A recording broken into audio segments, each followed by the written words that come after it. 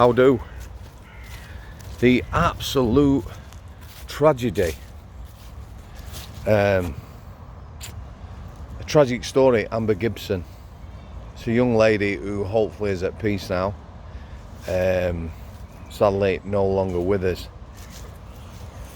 Trauma, family trauma. Some families, I don't know how they get over something. There's a couple of families I'm thinking about. So the first one, Amber Gibson, a young lady, spent most of her life in care. Her and her brother were taken from the family home at a very young age.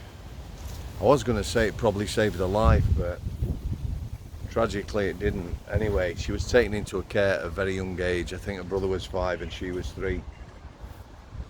Social services intervened, took them out of the family home. That definitely wasn't a good place for them to be. And they were fostered and eventually adopted by a family. So,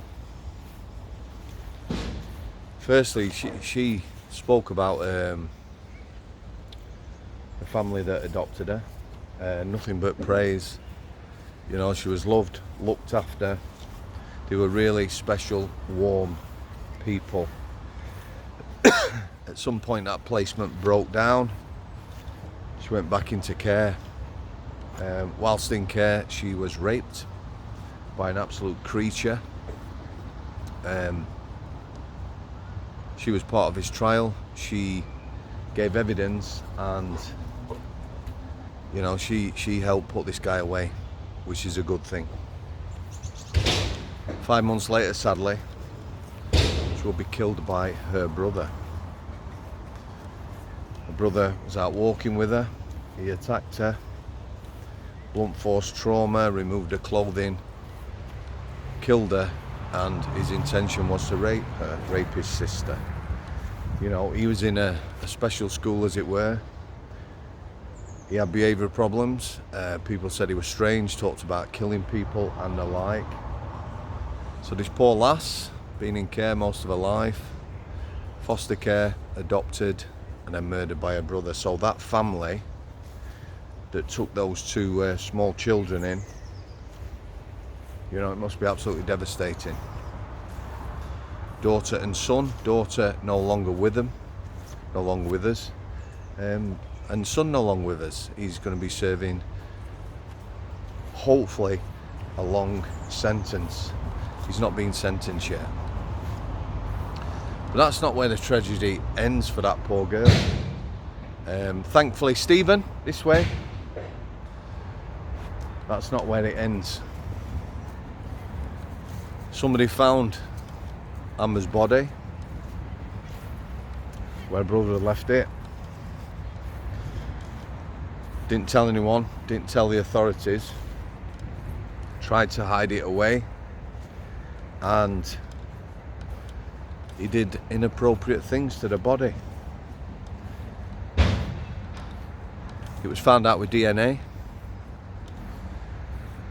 I can't even imagine. You know, you find a young girl stripped naked, dead. It's going to be truly, truly shocking. Yeah, not the sort of thing, we talked about this before, that people, it's going to affect your life. Yeah, just nasty. But then this creature that found her,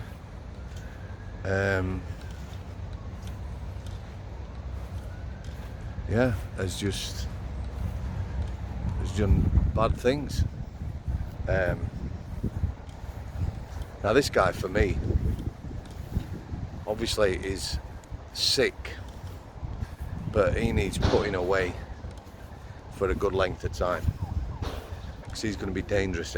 He definitely is a threat to the public. And that's the second family. There's no doubt this fella has a family. So you imagine part of your family is arrested and charged, but beyond reasonable doubt, DNA evidence of, you know, doing whatever he did to that young girl's body. Can't imagine. You know, having to go out, people know you, face the mob, as it were. Awful, truly awful. It really is a terrible case, this, when you read about it. The usual thing happens. People are pointing the finger at social services. Her actual blood relatives are claiming that, you know, they wanted to look after Amber. They put in the paperwork or whatever to look after her after she was taken away from her parents. Again, means nothing now, really, does it?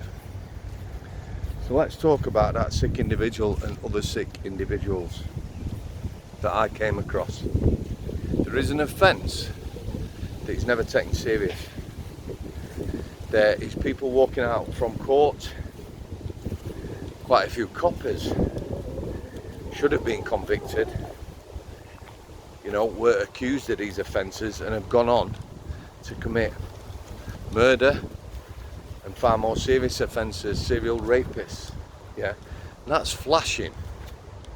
So anyone who don't know, that's getting the old meat and two veg out in front of people, flashing. I've seen many career flashes start with incidents like that, paltry sentence, like I said, sometimes people don't even get locked up, yeah, and then they go on to other things. It's not something somebody tries and then goes away. There are a certain sort of people. Stevie!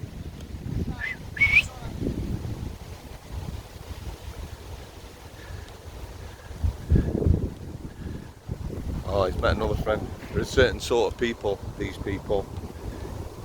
I saw one's career. He was came from a very rich family, really wealthy. He was disowned. Stevie, come on! He was disowned by the family. He started flashing. I saw his career develop. You know, he was a sexual predator. He used to come on my wing, on the healthcare wing, when he was in Strangeways. He always claimed that he was going to kill himself to get on the healthcare. Lots of young nurses on there, and older lasses as well. And when he came on, he used to be put straight on a 3-officer unlock. We rarely had 3 officers. The lads who were unwell, mentally unwell, on 3-officer unlocks, I did my very best to get them out every day, as much time out of cell. You know, I'd use staff who come on the wing to make numbers up, put them on exercise and things like that. I did everything. Him, nothing. I knew exactly what he was. He was horrible and he was dangerous. And he'd stay behind his door on a 3-officer unlock. I would justify it with the paperwork. I would justify it with the things he said. He was lewd, crude, rude, horrible, said sickening things to some of the female staff. As I left prison, my career finished, he was just back in for raping 85, 86, 87-year-old pensioner.